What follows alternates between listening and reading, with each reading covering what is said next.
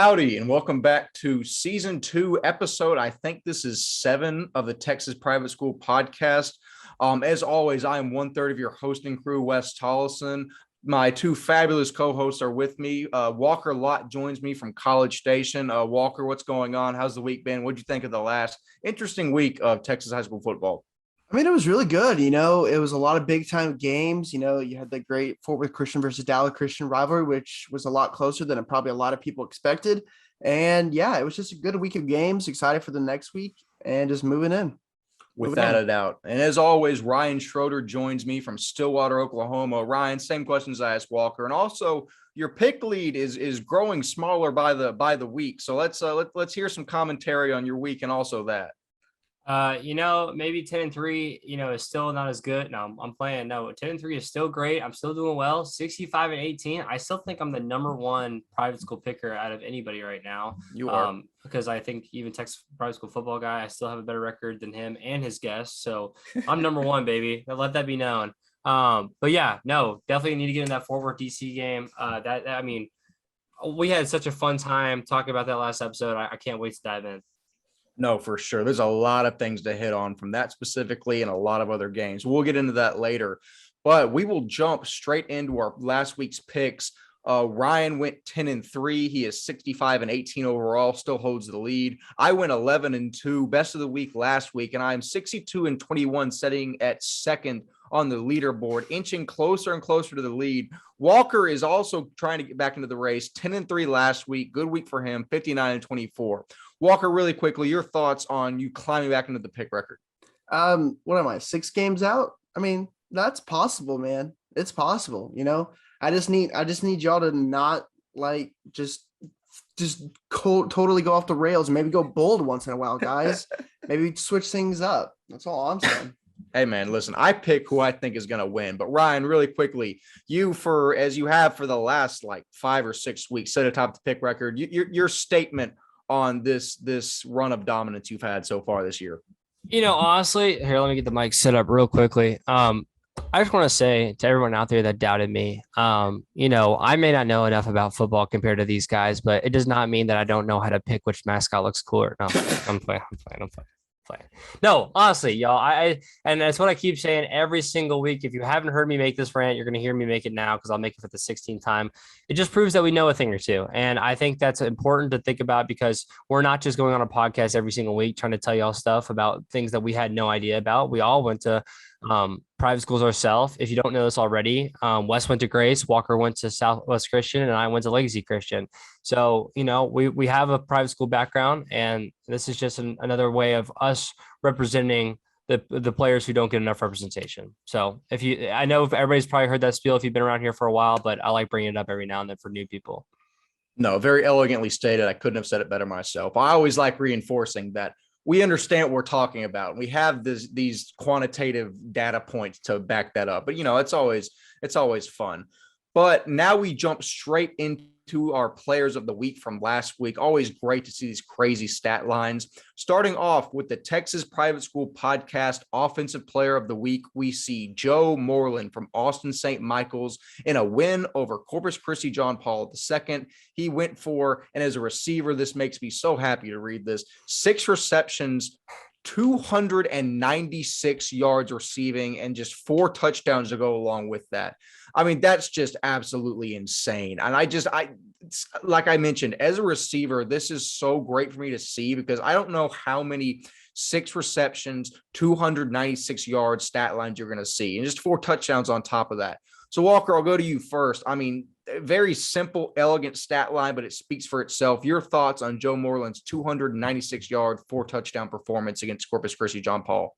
Yeah, this kid is like someone who's really under the radar. He's 6'3", 200 pounds as a receiver, plays wide receiver, of course, and DB as well.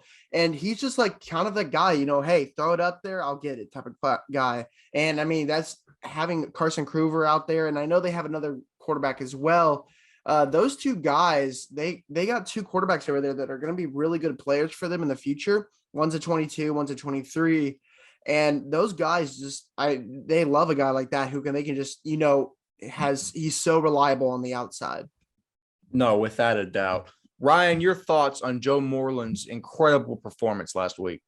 Yeah, I just want to break this down a little bit for y'all. Do y'all realize that there was 4 of those catches had to have been touchdowns? So that means there was only 2 catches he didn't score a touchdown in that game, which is insane. Also, the math comes out to that's about 50 yards per catch that he had.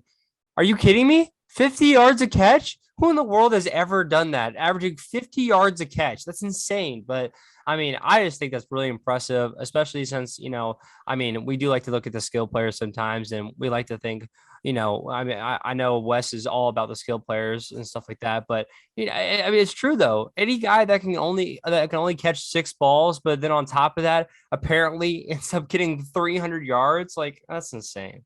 He's like someone that I remember when I went down and talked to the coaches and the guys down there. The coaches are really high on this kid, and I wasn't able to talk to him, but I remember one of the coaches was like, "Hey, watch this kid. He's going to be really, really good this year." And I mean, he's showing off this year. So he's someone that down there they're really high on, and I think college coaches are going to get a steal on this kid no matter what. No, obviously, if there isn't collegiate attention already on him, it definitely should be coming soon. But shout out Joe Moreland, crazy stat line, Texas Private School Podcast, Offensive Player of the Week. And now we look at the Texas Private School Podcast, Defensive Player of the Week, goes to Black Hyde from Weatherford Christian, class of 22 athlete. This man had 17 tackles. Think about that for a second. 17. 3 sacks and 4 tackles for loss, and a win against Covenant Christian that we already mentioned was just a gigantic win for the Lions. But Walker, I'll turn to you first. I mean, this is just an absolutely insane performance by the class of 22 athlete Black High. What are your thoughts on it?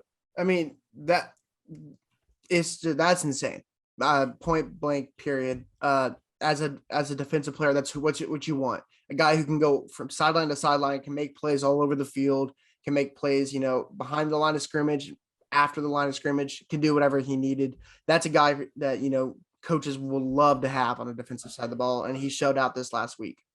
No, without a doubt. Ryan, Black Hyde, 17 tackles, 3 sacks, 4 TFLs. Your thoughts?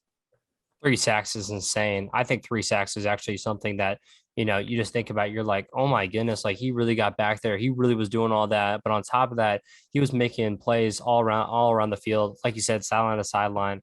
It really shows that like there was not one part of the field that he wasn't covering. So big shout out to him. No, without a doubt. Shout out Black Hyde as our Texas Private School Podcast Defensive Player of the Week. And shout out to both these guys. Just really balled out in their last games and thoroughly deserve these awards. But now we will transition into talking about the last week's matchups from these games. I'm going to start with a game that I covered personally, which was Oak Ridge at the John Cooper School. Before I say anything, I want to give a big shout out to the John Cooper team and administration. I mean, y'all have always been incredibly kind and respectful to us. And it was incredibly enjoyable to go down and watch a game on the sidelines, me able to just talk to the athletic director about the game going on. And it makes our job a lot easier when you have that personal relationship with these schools. So John Cooper, thank you. It meant a lot to be able to go and cover your program. But as for the game itself, it was a 40-21 win in favor of the John Cooper School. Folks, they are legit. And I will say 2 words here, Vaughn McKeever. I'm going to ask Walker to throw his highlights on screen from this last game because this kid drew all of the spotlight tonight. 5 total touchdowns, 4 coming on the ground, and just a masterful command of this warp speed John Cooper air raid. The kid has a long frame at 6'3" and a ton of room to grow. He's just got a ridiculous amount of potential. I cannot emphasize that enough. I'll actually allow his head coach to tell you more about him in a post-game interview he granted me. We'll plug that in here. This is Wes Tolleson here with Coach DeHaven, head coach of the John Cooper School after a 40-21 win against Oak Ridge High. Coach, this seemed to be a statement win for y'all. Y'all have won 4 in a row, and y'all are 3-0 in district now. What do you think this says about your group of guys' ability to compete and the game plan you and the coaching staff have implemented thus far? Our guys, we've known if we could start eliminating our self-inflicting wounds that we'd do pretty well. And our guys have done that. They've bought into what we're trying to do. I mean, we obviously have a lot to clean up, especially in the second half there, but I was really proud of our guys' effort tonight. Of course. Someone I wanted to bring up that I don't think a lot of people have heard about yet is class of 23 quarterback Vaughn McKeever. The kid just demanded y'all or the defensive attention all night. I mean, what do you have to say about him and just how well he seemed to develop as the season's gone on? You know, every week he's getting better as far as game management to, you see the arm angles that he throws the ball at. It's pretty tremendous. He's a very special talent. I think he's going to be on a lot of people's radars pretty quick. Without a doubt. Thank you, Coach. That was Coach DeHaven with the John Cooper School. But thank you to Coach DeHaven. I mean, as he mentioned, the kid is incredibly talented, and they've got a lot of stuff going right for them down at the John Cooper School. 22 running back Jackson Pierce was also a man amongst boys tonight. It was incredibly difficult to tackle the whole game. Class of 22 defensive end and apparently tight end Gamble Reed ended up catching a touchdown on a beautiful throwback executed by himself and McKeever. Me and Walker went down and interviewed them this summer, and we interviewed him just thinking he was just a straight defensive end, but he showed off some skill position skills in this last game. It was really, really impressive. I also can't go without mentioning class of 22 Blake Pitts, who recovered not one, but 2 consecutive onside kicks and absolutely helicoptered one kid into another dimension. Go check out that clip if you haven't yet. It is awesome. But like I mentioned, this John Cooper team is for real, folks. I know they're kind of hidden down there in the Woodlands, but everyone needs to keep an eye on the Dragons. Really quickly, as for Oak Ridge, class of 22 Jamal Jordan is a fantastic athlete, going for a 70-yard kick return that he almost broke loose and could have turned the tide for the Owls, but didn't quite get there. The kid runs a 4.37 hand time 40 and a 4.18 shuttle, so those numbers just pop off the screen immediately, and he should be looking at more offers in the near future. But I just spoke a ton, so Walker, I'll turn to you. Oak Ridge at John Cooper, commanding win for John Cooper against a team that apparently was supposed to be their toughest competition in district play. So what are your thoughts on that situation as a whole? I mean, I got to watch kind of the second half of it online, and it was just like real, like you said, John Cooper probably in SPC 3A, looking at the other opponents, they might be the team that wins it all this year, being real. I think they have an opportunity and a shot to actually win it all. And they're just a really good team. I remember you text me the Von McKeever kid. I remember you're like, hey, look at this kid, watch this kid play. And I was like, this kid was actually legit. And I think he's a really, really underrated guy, especially in that 23 class, which is actually pretty good. And yeah, when we went down and interviewed, I remember me and Wes walking away being like, all right, they got a good coaching staff. They got some good kids. Let's see if they can put it together. And I mean, from how it looks like they did. Yeah, I also really like Jamal Jordan, like you mentioned, really good team. I don't, you said that they might be, kind of hidden in those tall trees over there, the Woodlands. I don't think they're going to be hidden for much longer. No, definitely not. And I'll mention really quickly, when I saw both teams line up for warmups, I was like, Oak Ridge might wax John Cooper because they looked a lot more athletic, but it was John Cooper's scheme that just absolutely beat Oak Ridge down into the dirt. And, that's a testament to Coach DeHaven and that whole coaching staff. But Ryan, John Cooper gets a big win over Oak Ridge. Your thoughts on this game? No, I think that, John Cooper has really proven themselves to be, a great team. I love that, they showed you great compassion while they're there. I mean, that's one of the best things that we love to see from any of these programs. I mean, you have people all lining up at your door now, St. Pius, John Cooper. I mean, they all love you at this point. No, I think that's it really shows that that they got guys there. I love that the defensive end also plays tight end. That's kind of funny to me. But no, I'm really excited to see how this John Cooper team does. And I don't really know what's happening to Oak Ridge at this point. I really thought that they were kind of a top dog and all that kind of stuff. I do have a little hatred against Oak Ridge back in the day when I played soccer, but we won't get into that. But anyways, no, honestly, I'm excited for John Cooper. I think they've shown me so far that they are a serious team. No, without a doubt, that was a heck of a win for them, and keep an eye on the John Cooper School moving further into district play. And now we get to look at a game that I thought was the game of the week last week, Houston St. Thomas at San Antonio Central Catholic. And this game was just an instant classic. It was 35-31 in favor of Central Catholic. First of all, I think the biggest dopamine rush I get on the planet is when two teams both upload their stats in the max prep for the same game. It makes my job so much easier. And just thank you, Houston St. Thomas and San Antonio Central Catholic, for being able to do that. But as for the game, Army commit Silas Gomez did Silas Gomez things, going very, very efficient, 10 for 11 through the air for 125 yards and 2 touchdowns, and also 19 carries for almost 100 yards and 2 more touchdowns on the ground. But my Lord, the story, at least from a stat standpoint, was class of 22 St. Thomas quarterback Jake Wright going 33 for 47 for 385 yards, 4 touchdowns, no picks. I mean, my Lord, that's NCAA 14 stuff right there. I mean, Cam Price yet again goes for over 100 yards receiving as the leader of this receiving corps. And Wright also found Joe Rick Madden for 3 of those 4 touchdown passes, and the other one going to Schaefer Henderson. But, despite St. Thomas's flashy offensive numbers, the discipline buttons pulled this one out with a defensive stand on the final drive. And Walker, I'll transition to you talking about this concept of discipline. We went down to Central Catholic this summer, and I think you'd agree, especially like looking at their head coach and the way him and his players interacted.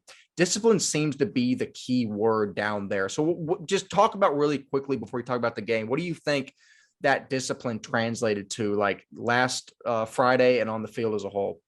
I just like you see when you're there, right? You're just like the program itself, they're on time, they're regimented. We had a certain amount of time so we could get these kids, and they were welcoming, they loved us, and they were really appreciative that we came down there, and they were good people. And it was a great interview that hopefully we can play down the line. But you could tell, all right, they're done. Like after the interview, all right, we're going into it. We got practice, we got this. And you could just see how like this program is well put together. And the bond between each other, I think, was something that I know I at least saw that was really, really like you could tell they like the true bond of a team, and I think that's what sets apart this team. And now looking at this game, I we all said Central Catholic, and I think we kind of forgot how good one this St. Thomas team is. Like these 2 teams are the best teams in the South probably this year. And I believe since they both were in the same district, this is the first time Central Catholic has ever beaten St. Thomas in district play. And I think that just says how good this team is and how good, Silas Gomez, he's a dog, like straight up. Like the last second touchdown was a Silas Gomez touchdown run. He jumped over jumped over everyone, got the score. Man, he's just like having that guy out there. You don't know, like he is I guess like I don't want to say like maybe like a Lamar Jackson kind of type player, just tall, lanky, wide like quarterback who can make plays on the ground or in the air. And you really don't know what to expect with him. And I think that's a good maybe comparison of how he is. And I think he just that will to play, like just in determination to win that game. I think there was no doubt in my mind. I was like, this team's got it. And I just saw something I just wanted to say. That game was the 50th high school reunion for the class of 1970 was their 50th high school reunion. That was when their alumni that won Central Catholic's first ever state title.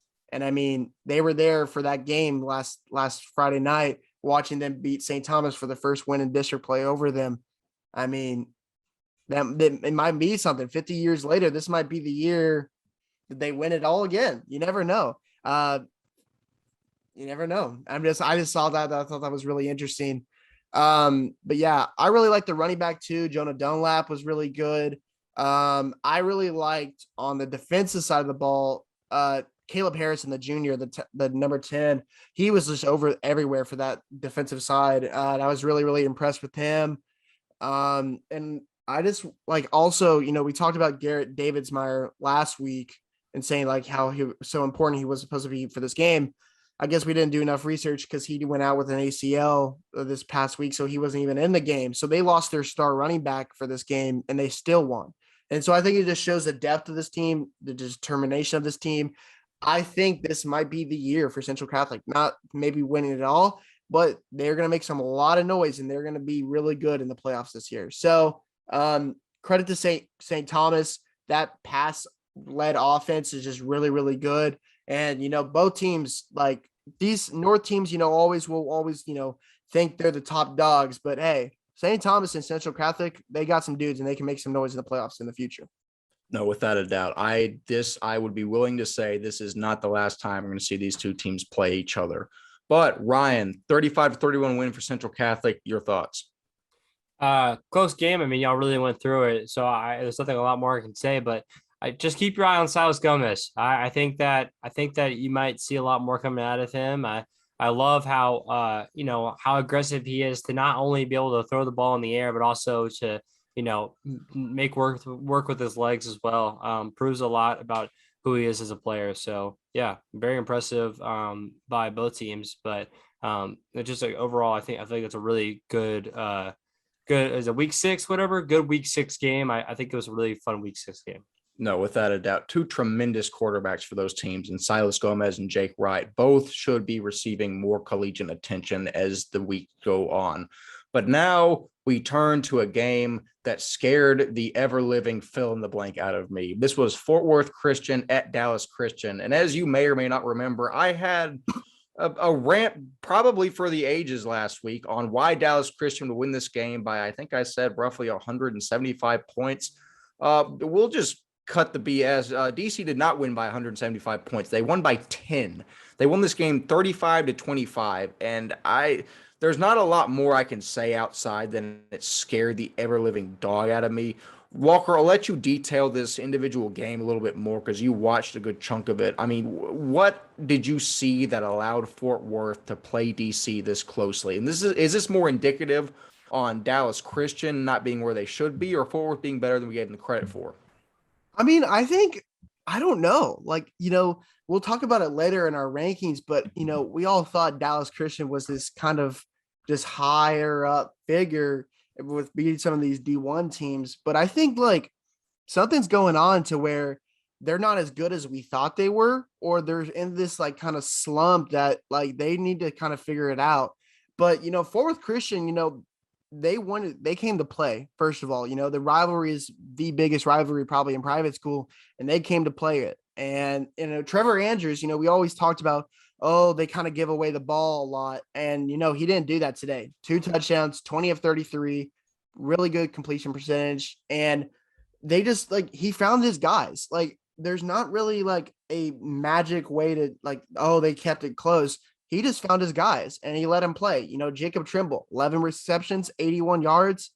He got his. And if you get the ball in his hands, he'll probably make something happen. And they put the ball in the hands of their athletes and they let them play. And they kept it close. But, overall, of course, Dallas Christian was the better team. No, we'll see moving forward if this is like a game that kind of shifts DC from being this almost unbeatable figure to a more human-like team. What stands out to me here personally from a stat standpoint is Max Makeda going off for 110 yards on only 3 receptions. This is a kid I told you all about before the season started. He's a transfer from Sunnyvale. His brother played quarterback at Sunnyvale. I think he is going to play a massive role on this TC team going forward. So just keep the name Max Makeda in the back of your head. I think he's going to be really good for them. Ryan, your thoughts on this game that almost cost me all of my credibility I built so far?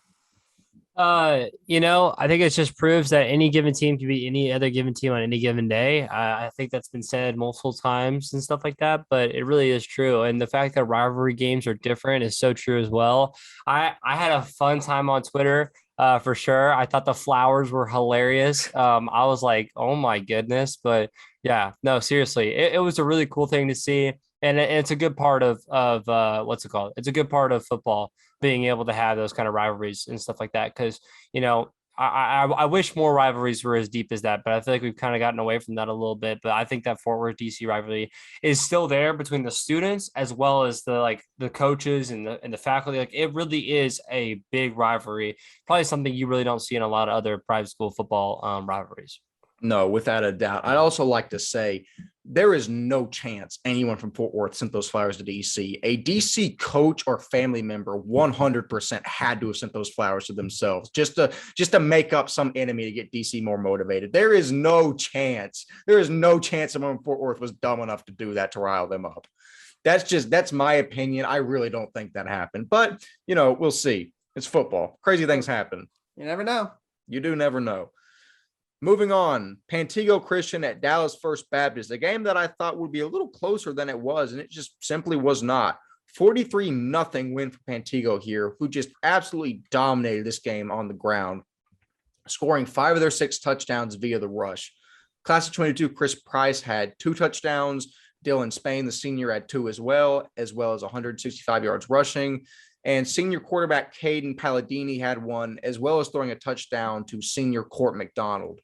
The Panthers also picked off the Saints 3 times, with senior Aiden Newhouse grabbing 2 of them, and Court McDonald just grabbing another one for good measure. So, Walker, Pantego wins this game in an absolute blowout. I mean, just talk about what you thought of this game specifically, as well as Pantego being able to cause havoc in that division, because they just seem to be steamrolling everyone.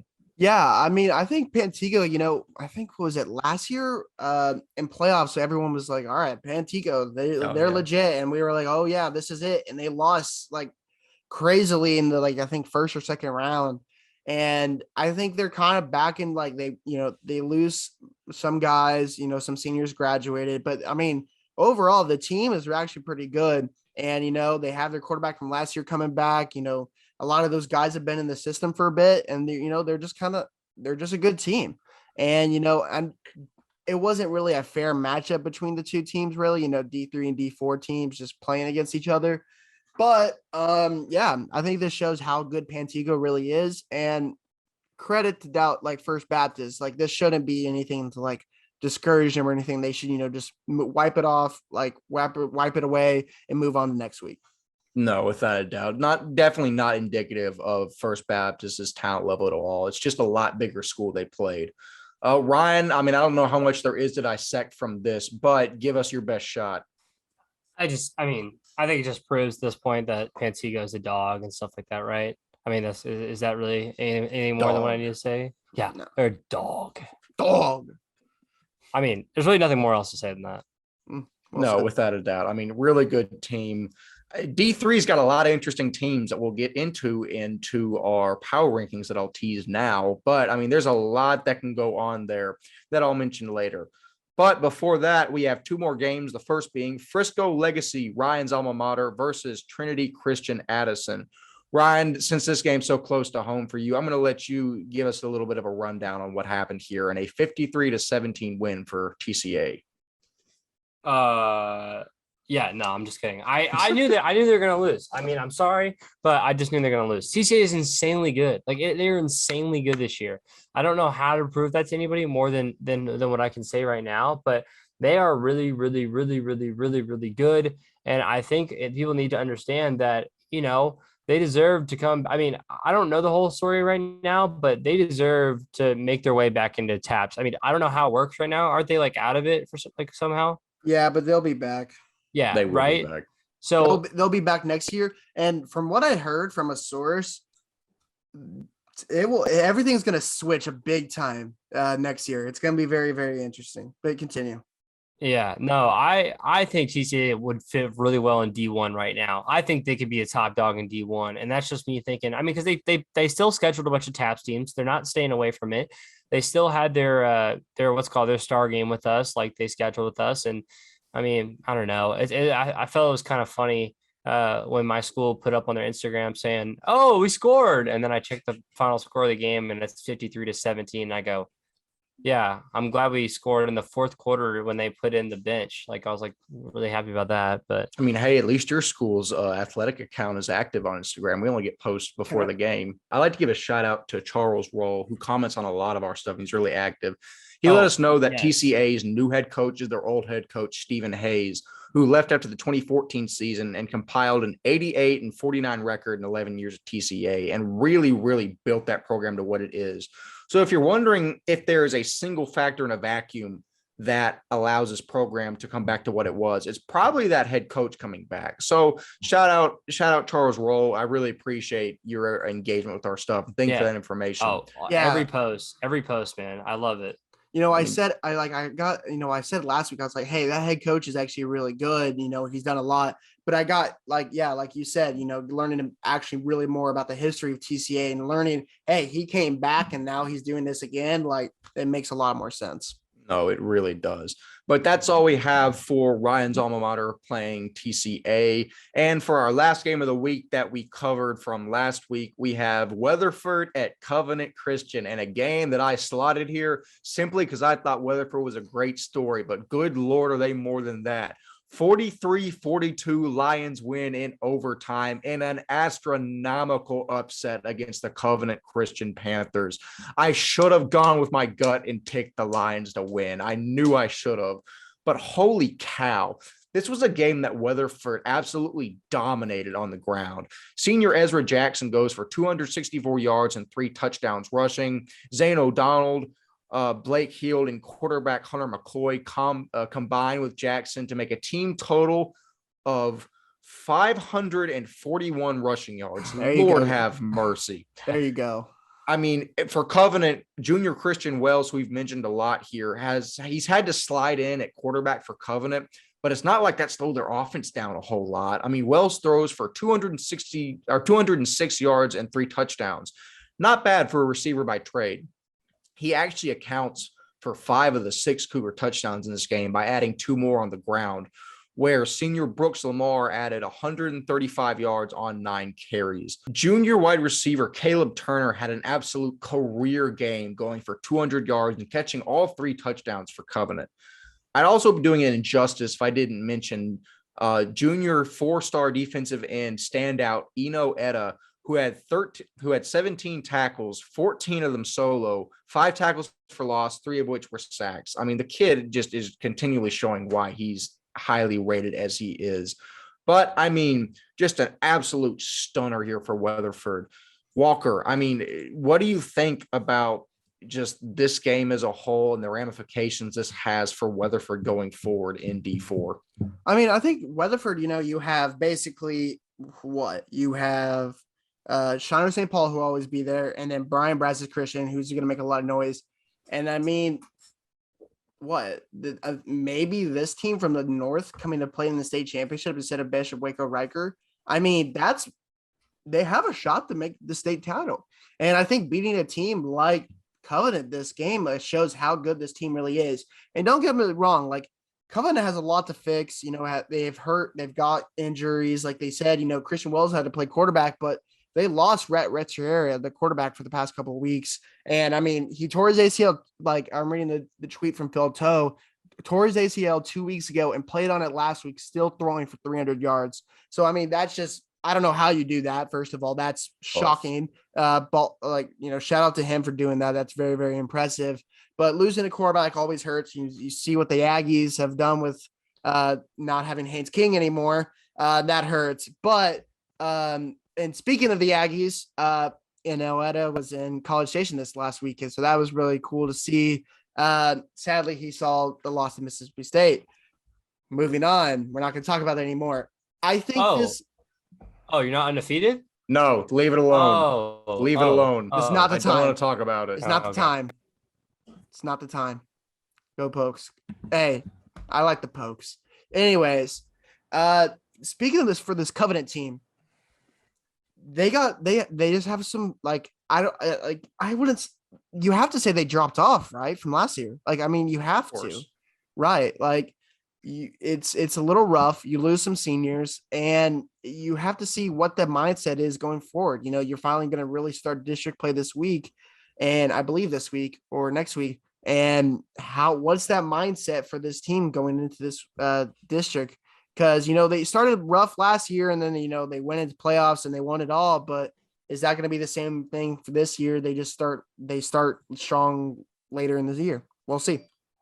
Well, Ryan, actually, what do you think about that? Do you think that Covenant Christian it's like last year, it's a slow start and a strong finish? Or do you think that they are in trouble here? You know what? I think Covenant Christian has put a lot on them in the beginning of the year. I think they're not taking the easy route. They showed that they didn't want to just play a bunch of nobodies. They wanted to play the top dogs and stuff like that, which I respect. I respect them wanting to go up and play harder teams in their non-district games. When it comes to this Weatherford game, I realized that, this one just came down to the end, but I want to give a big shout out to Christian Wells, man. I mean, Christian Wells is just one of the best players in TAPS that we've seen, time in and time out. Him and Enow Etta, I feel like just run this team together. You know what I'm saying? Like they run this team, and they're juniors, by the way. Let's keep that in mind. Both of them are juniors, and they run this team, right? So they are the leaders of this team. They are the ones that contribute the most to this team by any means. Big shout out to the 200-yard 3-touchdown guy, but none of that gets done without Christian Wells. And that defense doesn't keep Weatherford in the game without Weatherford would have gone off a lot more without Ina Etta. Let's make that very clear. So just want to say big shout out to the Covenant boys. I think they'll do just fine the rest of the year. I think they put a lot on their chest in the beginning, and now they finally get to take it off their authors' shoulders and chest as well now. Yeah. And shout out Enow wearing 67. What a number. I mean, for a high profile defensive lineman, you would think they wear single digits, but I mean, 67, that's an elite number to wear as a defensive lineman. So I just wanted to say that. You got to respect it. But I mean, hats off. You can't forget who won this game. Hats off to Weatherford. The Lions pull off an absolute stunner in overtime here. And now we transition to something we get to do for the first time this week that I'm actually really excited about. We have the official inaugural Texas Private School Podcast Power Rankings. We have our top 10 for Division 1, Division 2, Divisions 3 and 4, and the SPC. So this is something we put a good bit of time into trying to think about. I mean, granted, we're about 5-6 weeks into the season, so there's enough of a sample size that we can start to say these things with some degree of certainty. But granted, crazy things can happen. This whole thing can get shaken up. So at this point in time, this is where we think these teams are. Starting with Division 1. At number 1, we have Prestonwood Christian, followed by Parish Episcopal at number 2. Number 3, we see Nolan Catholic. Number 4 is Central Catholic. Number 5, Houston St. Thomas. Number 6, Fort Worth All Saints. Number 7, Midland Christian. Number 8, Antonian Prep. 9, St. Pius. And number 10, Bishop Lynch. So really quickly, Walker, just give us some just really quick bullet points on the Division 1 list and the thought process behind making it. We really thought about this like for a good time, like good while, trying to figure out where we want everyone. I really like the list.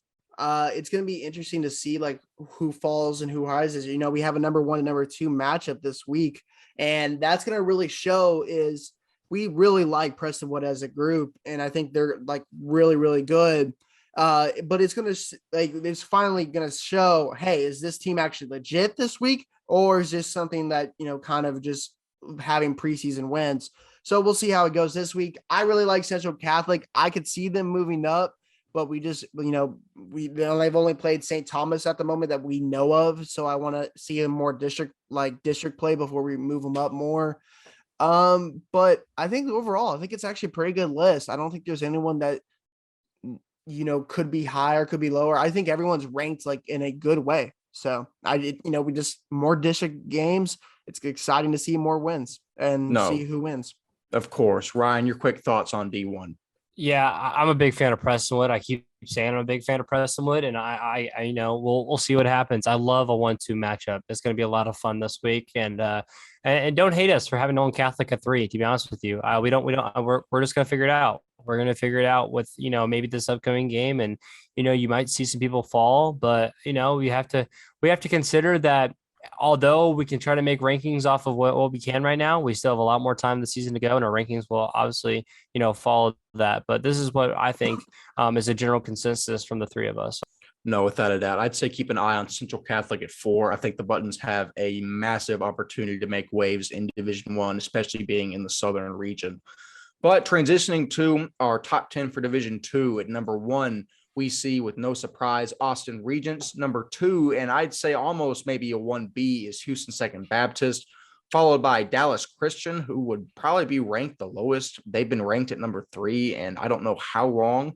But number 4, there is the undefeated Grapevine Faith Lions. Number 5, the Southwest Christian Eagles, Walker's alma mater. Number 6, the Woodlands Christian Academy. Number 7, Lutheran South. Number 8, Fort Bend Christian Academy. Number 9, St. Michael's. And number 10, that school down the road in Bullard, Brook Hill. So, Walker, I'll go to you again. Just brief bullet points from the D2 list with Austin Regents and Second Baptist at the top. everyone probably is now shocked that we didn't put Dallas Christian number one. And honestly, we kind of are too. I mean, this past couple of weeks for Dallas Christian have been kind of a shocker. We talked about it earlier, so I won't talk about it too much, but that's kind of why we have them number three. We still think, Kincaid's probably the best team in Houston by far, but I think Second Baptist is right up there. I think they're probably number two. And I think this might be the year that Second Baptist can make some noise and kind of maybe beat Regents. But I think Regents, we still think Regents is still number one. They've shown it. They haven't lost. In that matchup that we'll talk about more later, but that 4-5 matchup of Faith versus Southwest Christian this week kind of shows, all right, hey, they both Southwest Christian has played better teams. Are they still really good in Division II? And the rest of the teams, I think we have them pretty good placed. So. No, without a doubt. Ryan, obviously we all graduated from D2 schools. So your thoughts on this list and not having Legacy Christian ranked in it? I don't know why Legacy Christian's not ranked here. I don't know why Grace isn't ranked in here. And I honestly don't know why Southwest Christian is in the top 10. I mean, I don't know how that works out. But no, honestly, I'm really excited about the Grapevine Faith Southwest Christian matchup. I really do think that Grapevine Faith is a team that I'm looking to. I think the reason why we haven't put Grapevine Christian just a little bit higher, and I think we'll go into that when we talk about the game, is just I need to see a team that they play first that would be of that status. But yeah. No, without a doubt. Keep an eye on Division II. I think there's a lot of room for shakeup there. Moving into Division III/Division IV, number one is Grace Prep, and a move I don't think a lot of people saw before the season. Number two, Lubbock Christian. Number three, Cypress Christian. Number four, the undefeated Pantego Christian. Number five, Trinity Christian Lubbock. Number six, Shiner St. Paul. Number seven, Bay Area Christian. Number eight, our hometown Brian Brazos Christian. Number nine, the team that stole my heart, Weatherford Christian. And number 10, Covenant Christian. So Walker, yet again, quick bullet points from D3/D4. I kind of, it's shocking that Covenant's number 10, but before the season, if we said that, I would have been no way. But I think that's honestly where they need to go. I really like Grace Prep.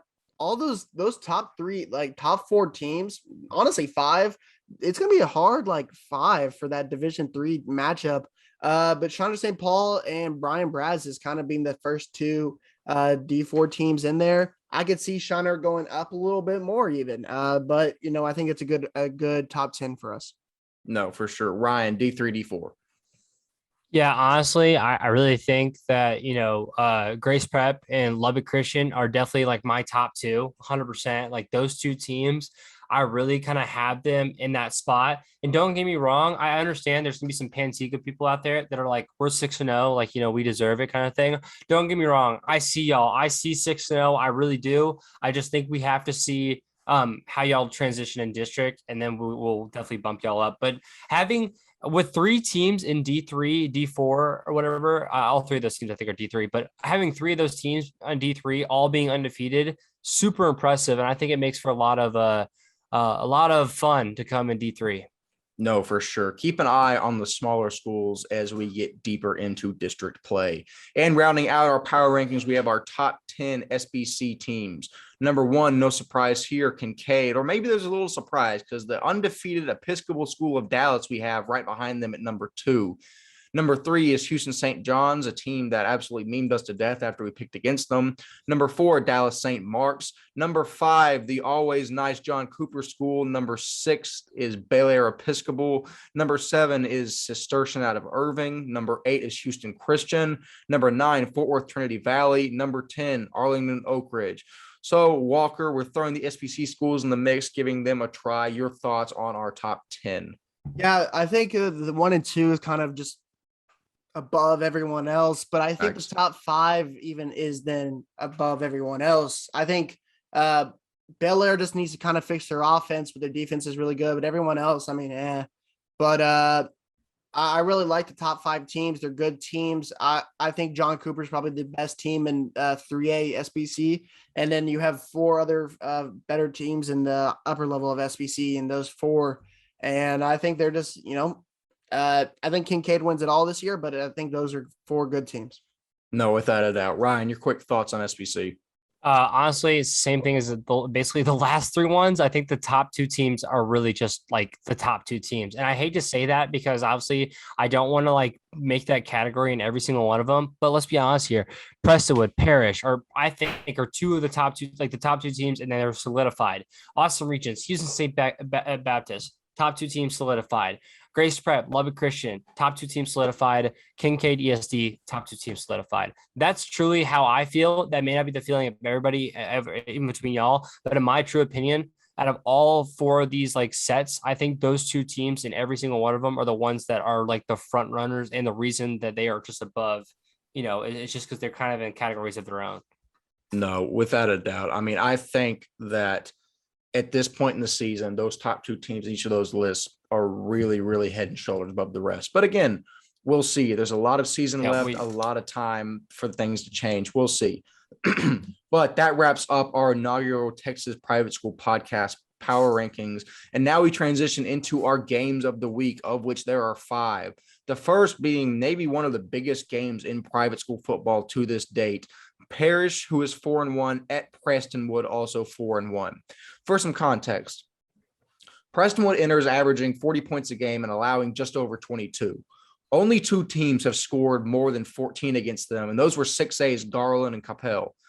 Parrish has averaged 37 points a game and is allowing 19. So both teams are relatively similar from a statistical standpoint. Like I said, this is far and away the game of the week. The winner of the game has a very good chance to win the D1 state championship come December, in my opinion. I think the big storyline here is the quarterback situation for the Prestonwood Lions. Junior McGuire Martin started the first 4 games of the season, but junior Jack McGraw led Prestonwood to a 42-point victory against JP2 last week after a knee issue has sidelined Martin for the next couple games. I honestly think Prestonwood is so solid across the board that this game won't be affected tremendously by who starts at quarterback. Transitioning to Prestonwood, they have standout freshman quarterback Sawyer Anderson at the helm for them, and he has led the Panthers to 2 impressive district wins to start against Liberty, Argyle, and Midland. So here's what I'm going to say about this game. I think at this point in the season, I like Prestonwood. They have slightly more experience at quarterback, and I think if these teams play later in the season, you might see a much better Sawyer Anderson because he has so much room to grow, which is a scary thought as him just being a freshman. But for October 8th, 2021, I'll go on the record and take the Prestonwood Lions to beat the Parrish Episcopal Panthers. Walker, your thoughts on a just massive game here? Yeah, I'll keep it short. It's hard. I'll go with you. I think Prestonwood's going to take the dub here. I think it's going to be close. I think it's going to be a very, very close game within like a score here. I think that's how good. I think we're underestimating this Parrish team a little bit. But I think this is probably a really good matchup for both. So no, without a doubt. Legitimately, I think if you were to put a spread on this game, it would be Prestonwood minus like 2.5. That's how close it'd be. Not to equate high school sports and sports gambling, but that's the language I know best. Ryan, you've been very, very high on Prestonwood all season. How is that going to affect how you vote for them here? It's not going to change. I'm still going to go with them. I do realize McGuire Martin is out. And I think if you haven't realized this already, McGuire Martin is one, if not the best quarterbacks out of that junior class. So you just got to realize that he really is like the top dog in private school. And the fact that they're going to try to bring in a guy who did well last week. I'm not even going to lie. He did great last week, got the job done, got a 42-0 victory. So it's more on the defense at this point. I wonder if that Prestonwood defense can make that stop and allow for this offense to do super well. Yeah, I'm really high on Prestonwood, but I would love to see how this game turns out. I have Prestonwood winning though. No, without a doubt. Hedging my bets a little bit, I'm just going to say, even though it says that we're picking Prestonwood across the board, by no means do any of us think this is going to be a blowout or even like a 14-point game. I think it's going to be incredibly close regardless of outcome. Yeah. But that's all the information we have on Parish Prestonwood. And now we look at a game between two teams in very, very pivotal spots in their season. We're talking about Argyle Liberty Christian at Midland Christian. Argyle enters at 1-4, Midland at 3-2. Talking more about the Mustangs, they enter averaging 36 points a game and giving up 25. On the other side, Liberty enters averaging 22.6 points a game and averaging a little under 34. Folks, I wouldn't overthink this one. Liberty has had a very rough go of it to start, and I think that Midland at this point, and honestly at any point in the season, probably is straight up a better all-around team. If you want to use a common opponent as a yardstick, Parish beat both of these teams 28-14 against Midland and a much wider 45-14 over Liberty. So if you, albeit foolishly, look at that in a vacuum, you got to take Midland here. Walker, Liberty Christian at Midland Christian. You're gonna go outside the box, or you're gonna stick with logic and facts? Nah, I'm going to take Midland here. I really like River Rodriguez, good player. And like we said last time, I know Parish went and did it, but going out and driving in Midland is difficult. Playing at Midland is really difficult. So you gotta take Midland here. So that's my pick.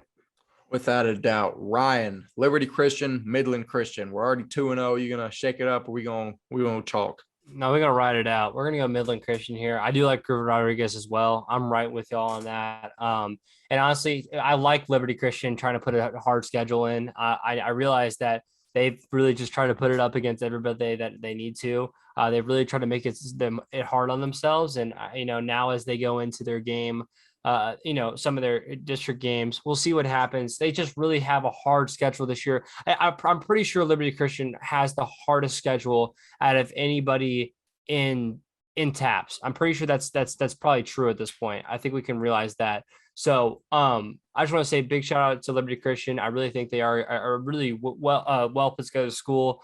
But I think Midland Christian takes the win here, especially having to make that drive all the way out to Midland. That makes sense. The Midland Christian Mustangs get the Texas Private School Podcast triple seal of approval. Now we see Grapevine Faith play at Walker's alma mater, Fort Worth Southwest Christian. Walker, it'd be an injustice not to let you outline this game, so go ahead and take it.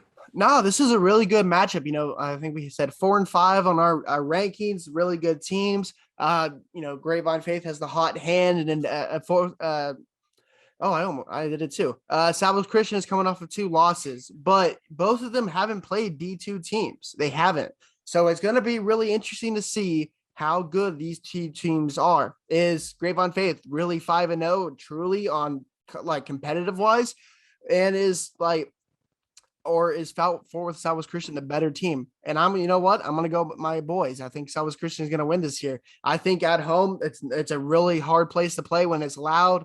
I think they're a good team, and they just haven't, since they've switched to the wing tee, haven't been able to stop it. So I'm going to give me my guys, but it's going to be really good. And actually, I'll be at this game, really excited to go back, watch the team. I'm going to go see my family for the weekend and go see my boys for one last time. Not one last time, but you know what I mean? Yeah, I'm really excited for this team. Really good game. Thoughts, guys? Ryan, your thoughts on Grapevine Faith at Fort Worth Southwest? I'm going to keep it short and simple at this point. I want Southwest Christian to prove me wrong. I have a lot of faith I have a lot of faith that they are a good team. However, there's nothing that Faith has not proved to me at this point that they are a bad team. They're undefeated. They've proven to me that they can run it. They can run through teams at this point. And so I got to pick Faith. Both these teams are probably just going to come sweep my Legacy Eagles off their feet. So we'll just see how this game turns out. Good 4-5 matchup. I don't have it by a lot. If anything, I have this game by a touchdown as well. Give me Grapevine Faith. I'm also going to say to bet the hot hand here. I'm going to stray away from statistics and go with my gut, because that apparently is what I should have been listening to all along. I'll keep it short. I like Grapevine Faith in this matchup by roughly a little under a touchdown. And now we move into our last 2 games, the first of which being Kincaid at ESD, which is a massive SBC district game. This is just going to be fantastic. I'll say it straight up. I think it's basically a coin flip looking at it on the surface. Kincaid enters averaging 45 points a game and allowing 25. ESD is averaging 43 and gives up 18. The 2 best teams in SBC, and that is not even up for debate, in my opinion.